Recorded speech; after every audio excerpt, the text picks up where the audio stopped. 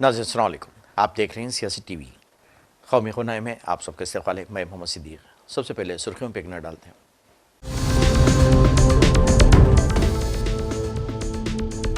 Medina बस हादसे के 3 महीने बाद अचानक मोदी ने हादसे में शहीद अफराद के लवाहिकीन के लिए फीकस 2 लाख रुपए एक्स ग्रेशिया का किया ऐलान।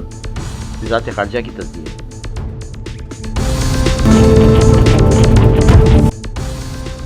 शंकराचार्य ने योगी हुकूमत को भेजा कानूनी नोटिस। 24 घंटे में नोटिस वापस न लेने की तौहीन अदालत पर कार्रवाई का अल्टीमेटम।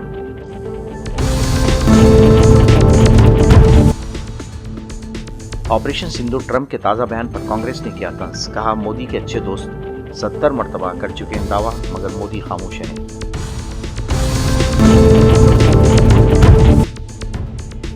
बंगाल और आसाम में भी इलेक्शन लड़ेंगे, असदुद्दीन ओवैसी का ऐलान।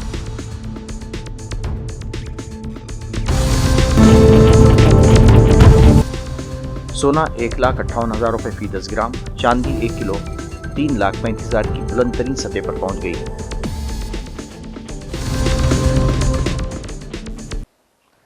नई नीति सुर्खियां, अब खबरों की तफसील पेश है।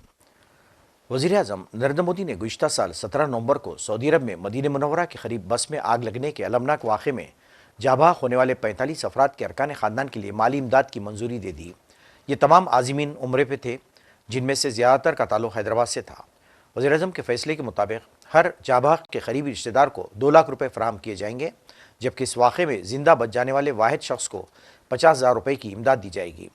वज़ारत ख़ारजा ने तेलंगाना हुकूमत से रब्ता करके मुतासरीन और इनके अरकान ख़ानदान की तफसीलात जमा करने की हिदायत की है। वज़ीर-ए-आज़म के दफ्तर की जानिब से इमदादी रकम बराह रास्त मुतासरा ख़ानदानों के बैंक खातों में मुंतकिल की जाएगी।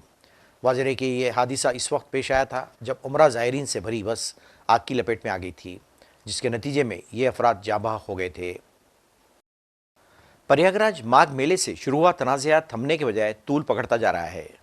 मेला इंतज़ामिया की जानिब से स्वामी ओमेक्तेश्वर आनंद सरस्वती से स्वामी होने का सबूत मांगने जाने के बाद अब ज्योतिष पेट के शंकराचार्य स्वामी ओमेक्तेश्वर आनंद सरस्वती ने उत्तर प्रदेश हुकूमत को कानूनी नोटिस भेज दिया है। नोटिस में वाज़ेह तौर पर कहा गया है कि अगर मेला इंतज़ामिया से मुताल्लिक़ 19 जनवरी का नोटिस 24 घंटे के अंदर वापस नहीं लिया गया तो हुकूमत और ज़िम्मेदार अफसरान के खिलाफ तौहीन अदालत समेत कानूनी कार्रवाई की जाएगी। कानूनी नोटिस के मुताबिक 19 जनवरी का मेला इंतज़ामिया का नोटिस स्वामी ओमक्तेश्वर आनंद की साख, इज़्ज़त, वक़ार और इनके माली वसाइल को नुकसान पहुँचाने वाला बताया गया है। नोटिस में यह भी कहा गया है कि ये नोटिस ऐसे मामले में दखल देता है जो पहले से ही सुप्रीम कोर्ट में पहले से ज़ेर इल्तिवा है। इसे अदालत के वक़ार को चैलेंज करने वाला कदम करार दिया गया है। कांग्रेस ने अमरीकी सदर डोनाल्ड ट्रंप की जानिब से हिंदुस्तान और पाकिस्तान के दरमियान मुबैना तौर पर फौजी कशीदगी रुकवाने के दावे को एक बार फिर निशाना बनाते हुए वज़ीर-ए-आज़म मोदी पर तंज किया है।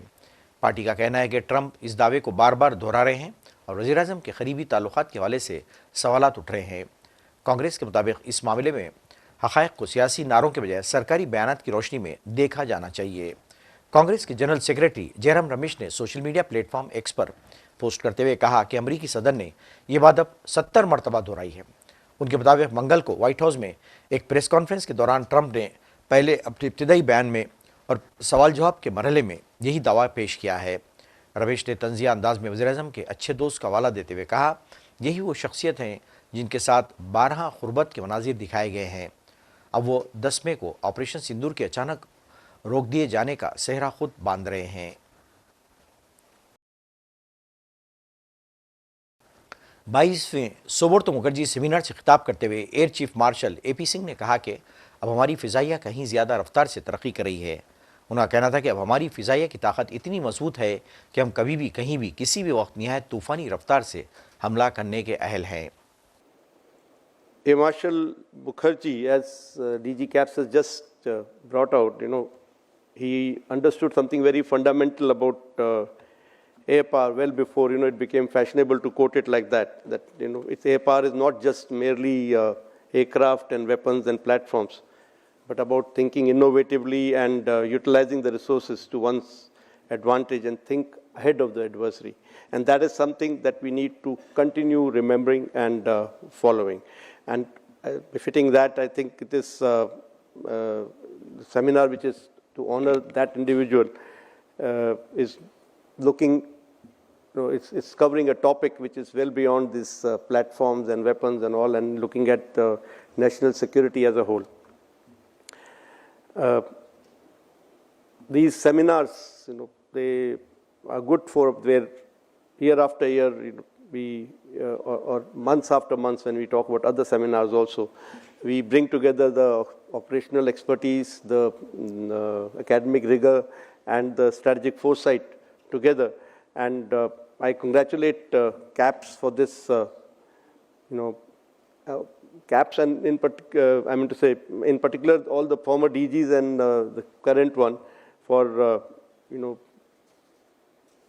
for their personal involvement in all these, which ensure success of such events that are academically oriented. In a profession that is often consumed by the urgency of the present, or if I can put it colloquially, which is consumed in firefighting, as we call it in Indian Air Force. I think such initiatives by CAPS or all the other organizations, they keep us intellectually prepared for the future. The theme for this year's seminar is the national security imperatives. Dhirendra Shastri के मुसलसल इश्तियाला अंगेज बयान पर रद्दमल जाहिर करते हुए बरेली के मौलाना शहाबुद्दीन रजवी ने शदीद रद्दमल जाहिर किया है। उनका कहना था कि एक मजहबी रहनुमा को इस तरह की इश्तियाल अंगेज जेब नहीं देती। इन्होंने शास्त्री के मजहबी रहनुमा होने पर भी सवाल उठाया है। शास्त्री जी कहते हैं कि मुसलमानों के 30-30 बच्चे होते हैं, हिंदुओं को भी ज़्यादा बच्चे पैदा करना चाहिए, और वो भी कहते हैं कि जिस दिन तिरंगे में चांद आ जाएगा उस दिन भारत का क्या हाल होगा, वगैरह वगैरह। इस तरह की बहुत सारी बातें उन्होंने अपने तकरीर में कही हैं, और ये सारी बातें हेट स्पीच के दायरे में आती हैं और बहुसंख्यक लोगों को भड़काने वाली हैं, उकसाने वाली हैं, और वो मुसलमानों पर निशाना साधने वाली हैं। वो हमेशा मुसलमानों पर निशाना साध के बात करते हैं, कहीं टोपी वाले की बात करते हैं, कभी भारत छोड़ने की बात करते हैं, कभी सुधर जाने की धमकी देते हैं, और अब चचा के 30 बच्चे कह करके उन्होंने जो है वो मुसलमानों पर निशाना साधा है। एक धर्मगुरु को इस तरह की बातें नहीं करना चाहिए और भयभीत करने से बचना चाहिए। क्या दुनिया नहीं जानती है उनके बारे में? क्या लोगों ने अखिलेश यादव का बयान नहीं सुना? क्या अखिलेश यादव ने खुद कहा था उनके बारे में कि अंडर टेबल 15-15, 14-14 लाख रुपया वो लेते हैं एक कथा के लिए? ये क्या है? किस तरीके से लोगों की आंखों में धूल झोंकी जा रही है? ये धर्म का प्रचार प्रसार है? ये धर्म की सेवा है? ये धर्म की खिदमत है कि अंडरटेकिंग जो है वो पैसे लिए जा रहे हैं, कथा कहने के लिए पैसे तय किए जा रहे हैं? ये कौन सी धर्म सेवा है? धर्म तो सेवा वो होती है कि बगैर पैसे लेकर के कथा कही जाए, और खुद हमारे यहाँ भी हम जो मुकर्रिर लोग हैं, वक्ता हैं, जो पीर लोग हैं, उनको भी हम यही बात कहते हैं कि बगैर पैसे लेकर के जो है वो सेवा के भाव से धर्म का काम करना चाहिए। धीरेन्द्र शास्त्री जी अपनी इन आदतों को छोड़ दें, और वो उनकी जो जिंदगी है, वो उनकी लाइफ अगर आप देखें तो कारपोरेट अंदाज की लाइफ है, शानदार लाइफ जीते हैं। और ये जिंदगी जो है वो धर्मगुरुओं की नहीं इस तरह की होती है। कारपोरेट जिंदगी धर्मगुरु की नहीं होती है। धर्मगुरु की जिंदगी तो सेवा भाव से होती है, अल्लाह के बंदों की खिदमत के लिए होती है, धर्म के प्रचार प्रसार के लिए होती है। उसमें संत का कल्चर झलकना चाहिए, सूफी का कल्चर झलकना चाहिए, मगर ये तमाम चीजें धीरेन्द्र शास्त्री जी में नहीं झलकती। उत्तर प्रदेश में संभल तशद्दुद केस में एक अहम पेशरफ्त हुई है। Chief judicial magistrate CGM Vibhanshu Sudhir, जिन्होंने एएसपी अनुज चौधरी और इंस्पेक्टर अनुज तोमर के साथ 15 से 20 दीगर पुलिस एहलकारों के खिलाफ मुकदमा दर्ज करने का हुक्म दिया था, को संभल से सुल्तानपुर मुंतकिल कर दिया गया है। दरअसल सीजीएम विभांशु सुधीर ने संभल तशद्दुद के दौरान जख्मी होने वाले नौजवान आलम के वालिद की दरख्वास्त पर समाअत करते हुए एक अहम हुक्म जारी किया था। इन्होंने एएसपी अनुज चौधरी, इंस्पेक्टर अनुज उमर और दीगर 15 से 20 पुलिस एहलकारों के खिलाफ मुकदमा दर्ज करने की हिदायत दी थी। संभल तशद्दुद केस में पुलिस के रोल के सिलसिले में अदालत के इस हुक्म को अहम समझा जाता है। इंदिरा गांधी मेमोरियल ट्रस्ट ने इंदिरा गांधी अमन, तख्फीफ इस्लाह और तरक्की अवार्ड 2025 का ऐलान कर दिया है। बैनुल-अक़वामी ज्यूरी ने इस साल बावक़ार एजाज़ मोज़म्बिक के मारूफ रहनुमा, समाजी कारकुन और इंसानी हकूक़ के अलमबरदार ग्रासा माशिल को देने का फैसला किया है। ज्यूरी के मुताबिक ग्रासा माशिल की पूरी ज़िंदगी आज़ादी, इंसानी वक़ार और कमज़ोर तबक़ात के हकूक़ के तहफ़्फ़ुज़ के लिए वक़्फ़ रही है, जिसने आलमी सतह पर मुस्बित और देरपा असरात मुरत्तिब किए हैं। इस बैनुल-अक़वामी ज्यूरी की सदारत हिंदुस्तान के साबिक़ कौमी सलामती मुशीर और साबिक़ सेक्रेटरी शिवशंकर मेनन कर रहे हैं। ज्यूरी ने अपने बयान में कहा कि ग्रासा माशिल ने तालीम, सेहत, ग़िज़ाइयत और समाजी इंसाफ के मैदान में गैरमामूली खिदमात अंजाम दी हैं और मुश्किल हालात में इंसानियत की खिदमत को अपना नज़्मुल-ऐन बनाया है। उनकी सोच का मरकज़ एक ऐसा माशरा है जहाँ मसावात, इंसाफ और मौक़े सबके लिए एकसां हैं। भोजपुरी लोक गुलकारा नेहा सिंह राठौर ने अपने खिलाफ दर्ज मुकदमात और जारी कानूनी कार्रवाई पर रद्दअमल देते हुए कहा कि वो सुप्रीम कोर्ट के अहकामात पर मुकम्मल तौर पर अमल कर रही हैं और आइंदा भी कानून के दायरे में रहते हुए अपनी बात रखती हैं। उनका कहना है कि इन्होंने पुलिस तफ्तीश में वो तमाम ताउन फराहम किया है जो उनकी जिम्मेदारी बनती है। इन्होंने कहा कि इनके खिलाफ बनाए गए माहौल में छोटी छोटी बातों पर भी मुकदमा दर्ज हो जाते हैं। उनके मुताबिक अगर कोई शख्स महज सवाल उठा दे या राय का इजहार कर दे तो उसे कानूनी उलझनों का सामना करना पड़ता है। उनका कहना था कि मुल्क में इजहार ख्याल को बर्दाश्त करने के दायरा मुसलसिल महदूद होता जा रहा है और इख्तिलाफ राय रखने वालों को आसानी से निशाना बनाया जा रहा है। मुंबई में उद्धव ठाकरे की रिहायशगाह मातोश्री के बाहर शिवसेना यूबीटी की जानिब से लगाए गए एक पोस्टर ने सियासी हलकों में खलबली मचा दी है। पोस्टर पर जली हरूफ में लिखा है, बाप तो बाप होता है। ये पोस्टर शाखा के सरबराह सुनील जाधव की तरफ से लगाया गया है, जिसको बराह रास्त सियासी पैगाम के तौर पर देखा जा रहा है। अगरचे ठाकरे की शिवसेना हालिया बल्दियाती इंतखाबात में अक्सरियत हासिल करने में नाकाम रही, लेकिन पार्टी के 65 काउंसलर्स मुंतखब किए गए हैं। इसी जीत को बुनियाद बनाकर ये पोस्टर लगा दिया गया है। पोस्टर में लिखा गया है कि हाँ, निशान चला गया, पार्टी टूट गई, मेंबरान असम्बली, मेंबरान पार्लियामेंट और काउंसलर टूट गए, लेकिन इसके बावजूद सिफर से शकर तक 65 काउंसलर जीत आए हैं। मजलिस के सरबराह असदुद्दीन ओवैसी ने एक प्रेस कॉन्फ्रेंस के दौरान कहा कि उनकी पार्टी अब बंगाल और तमिलनाडु में भी इलेक्शन लड़ेगी। इन्होंने बीजेपी की बी टीम के इल्ज़ाम को मुसरत करते हुए कहा कि उन्हें जानबूझकर बी टीम बनाया जा रहा है। अभी तो हम पार्टी को एक्सपैंड कर रहे हैं। पार्टी कई प्रदेशों में जाकर इलेक्शन लड़ रही है और भी लड़ने की हम कोशिश कर रहे हैं और फिर इलेक्शन लड़े तो जीतने की कोशिश करेंगे। फिलवक्त तो ये है, ये कोशिश हमारी जारी है। अब आगे देखिए क्या होता है। एक सवाल से लगातार जवाब से बच रहे हैं। मैं फिर से आपसे ना, वो बंगाल का पूछेंगे आप। बंगाल अरे लड़ रहे हैं क्या? अरे आदिल हसन साहब से बात होगी, अख्तरुल ईमान साहब से बात होगी, बिहार अध्यक्ष एमएलए हैं। तौसीफ आलम साहब जो सीनियर 4 मरतबा का विधायक है, वो उनकी कॉन्स्टिट्यूंसी बंगाल से सटी भी है। फिर हमारे मुर्शिद आलम साहब जो कि हार्ट के हैं, ये इन सब से हमारे और भी 2 विधायक हैं, उन सब से बात होगी। बात होके देखेंगे, डिसाइड करेंगे। चुनाव मन तो बना ही लिया होगा कि चुनाव लड़ना है कि नहीं लड़ना है। देखिए, चुनाव लड़ने में जितना मजा हमको आता है शायद किसी को भी नहीं आता होगा।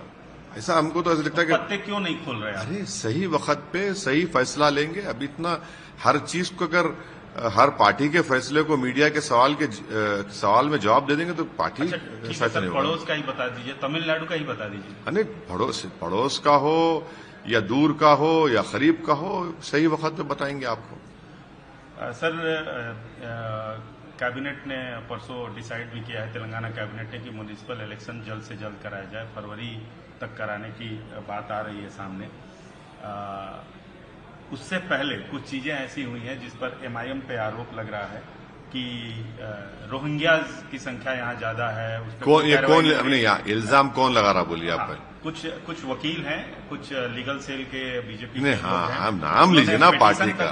पिटीशन तक फाइल किया है कोर्ट में क्या कि रोहिंग्याज का इशू बहुत बड़ा है और यहाँ पे कोई मौजूद कार्रवाई नहीं हो रही है। नहीं, देखिए, अगर कोई उनके पास प्रूफ है, आप पेश कर दिए, उनका नाम निकलवा दीजिए ना। ये बीजेपी का प्लेबुक है। बिहार में जाकर घुसपैठी बोले, कितना फॉर्म 7 डाले, एक फॉर्म 7 नहीं डाले उन्होंने सीमांचल में, और सीमांचल को आपने बदनाम कर दिया या बदनाम करने की कोशिश की वहां जनता को। अभी भी आप कहने आप लाइए, आप SIR होगा तेलंगाना में 7 फॉर्म 7 डालिए, कौन रोक रहा है आपको भाई? आप अच्छा, अगर यहां पर है यहां पर, मैं नहीं कह रहा हूं, उनका नाम अगर वोटर लिस्ट में है आप निकलवाइए। और तीसरा, अगर उनके पास UNHCR का कार्ड है तो आप खुद देख लीजिए, मगर इससे पूरे शहर को क्यों बदनाम कर रहे हैं आप? आलमी सतह पर बढ़ती हुई तिजारती कशीदगी, कमज़ोर अमरीकी डॉलर और सरमायाकारों में गैर यकीनी के माहौल के दरमियान सोने और चांदी की कीमतों में ज़बरदस्त तेज़ी देखने में आई है। चारशंबे के रोज़ सोना तकरीबन 5% इजाफे के साथ नई रिकॉर्ड सतह के करीब पहुंच गया है, जबकि चांदी ने भी अपनी तारीख की बुलंद तरीन कीमत को छू लिया। मल्टी कमोडिटी एक्सचेंज पर आज के कारोबारी सेशन में फरवरी डिलीवरी वाला सोना 1,58,329 रुपये फी 10 ग्राम तक जा पहुंचा है, जो अब तक की सबसे बुलंद सतह है। इस तरह मार्च डिलीवरी वाली चांदी 3,35,000 रुपये फी किलोग्राम तक पहुंच गई है। यौम जमहूरिया के दिन जैसे जैसे करीब आ रहे हैं, जश्न जमहूरिया की मरकज़ी परेड के लिए इंडियन आर्मी की रिहर्सल में भी तेज़ी आती जा रही है। फौज ने जश्न जमहूरिया की परेड के दौरान अपनी ताकत के मुजाहरे के लिए आर्मी के पास मौजूद सामान हर्ब की नुमाइश करता है, और इसके साथ भारी बख्तरबंद गाड़ियों और दीगर को भी परेड में शामिल किया जाता है।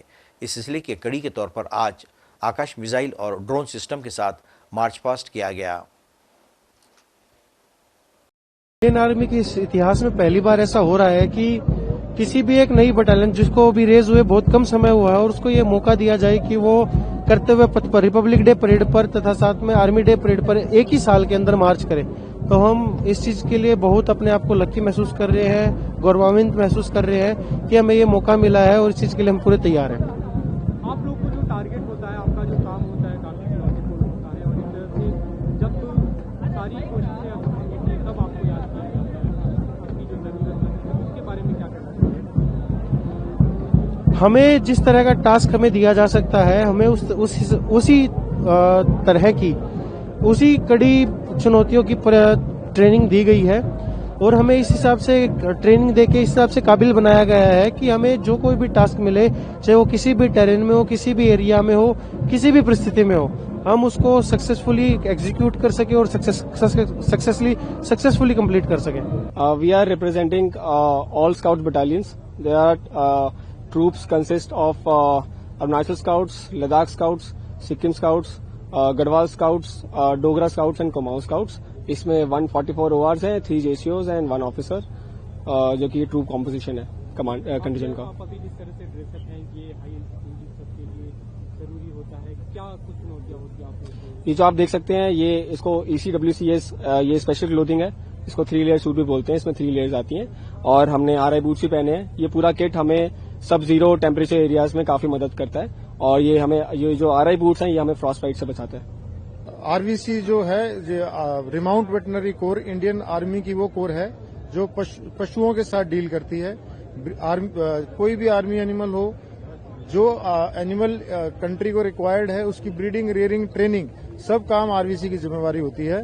तो RVC पहले डॉग्स के लिए और हॉर्सेज, म्यूल्स के लिए फेमस थी, लेकिन धीरे धीरे टाइम के साथ में जैसे जरूरत महसूस हुई ऑपरेशंस के हिसाब से, इस संस्था ने, इस ऑर्गेनाइजेशन ने अपने आप को इवॉल्व किया है, और दूसरे जो क्षेत्र हैं, जैसे कि ये ड्रोन्स की को न्यूट्रलाइज करने के लिए रैप्टर्स की ट्रेनिंग हो, हाई ऑल्टीट्यूड में वहीं के रहने वाले झंस्कार पोनीस की जो लद्दाख में यूज हो रहे हैं उनकी ट्रेनिंग हो, या बैक्टीरियन कैमल्स जो वो बर्फीले रेगिस्तानों में पाए जाते हैं उनकी ट्रेनिंग हो, उन सबको ट्रेन करके, और उनको जब अपने आप को उन्होंने प्रूव किया, तो इस RVC कंटिजेंट का हिस्सा बना के आज आम जनता के दिखाने के लिए, इसी वजह से लोगों का इनमें इतना इंटरेस्ट भी आप देख पा रहे हैं, क्योंकि ये सब चीजें हम आदमी को देखने को नहीं मिलती है। और जब ये पता चलता है कि इंडियन आर्मी इनको यूज कर रही है अपनी ऑपरेशनल और लॉजिस्टिक रिक्वायरमेंट्स के लिए, तो हमें बहुत खुशी होती है कि हमारी जो मेहनत है, हमारे जो सोचने का, जो हमारे सीनियर्स का विजन था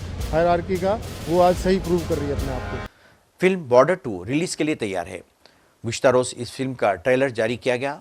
वरुण धवन और आहान शेट्टी की इस फिल्म में सन 71 की जंग के हालात बयान किए गए हैं। टेलर रिलीज़ के मौके पर 71 की जंग में शहीद होने वाले सिपाहियों के लवाहिकीन को भी खुसूसी तौर पर मदऊ किया गया था। इस मौके पर उन्हें तहनीत भी पेश की गई। नाज़रीन, आखिर में सुर्खियों पे एक और नज़र।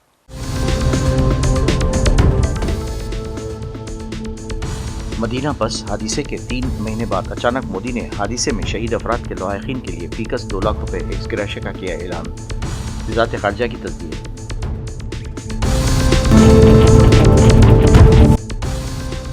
शंकराचार्य ने योगी हुकूमत को भेजा कानूनी नोटिस। 24 घंटे में नोटिस वापस न लेने की तौहीन अदालत पर कार्रवाई का अल्टीमेटम।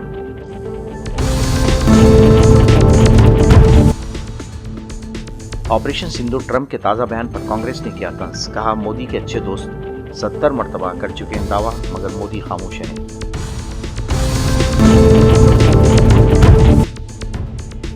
बंगाल और आसाम में भी इलेक्शन लड़ेंगे, असदुद्दीन ओवैसी का ऐलान।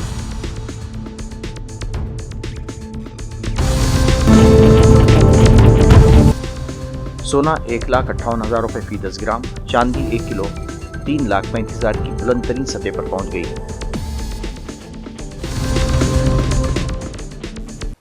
नाज़रीन, इसके साथ ही कौमी खबरनामा खत्म होता है। मुझे और सारी सियासत की टीम को इजाज़त दें। अल्लाह हाफ़िज़।